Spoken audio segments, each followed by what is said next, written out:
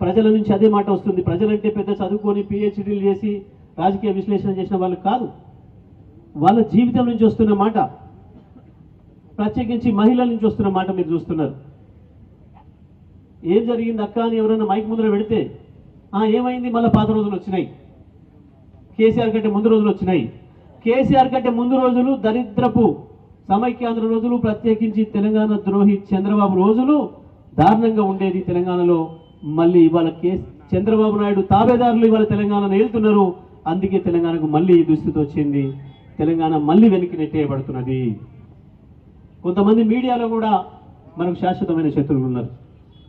తెలంగాణను మొదటి నుంచి వ్యతిరేకించిన వాళ్ళు, తెలంగాణ వచ్చిన తర్వాత తెలంగాణ మీద ఏడ్చిన వాళ్ళు అయ్యో మేము ఇట్లయిపోతే మీ తెలంగాణ ఇంత అద్భుతంగా ముందుకు పోవట్టే అని చెప్పి విషం నింపుకున్న మీడియా అధిపతులు కూడా కొంతమంది దాంట్లో భాగస్వాములై మనల్ని దెబ్బతీసే ప్రయత్నం చేశారు.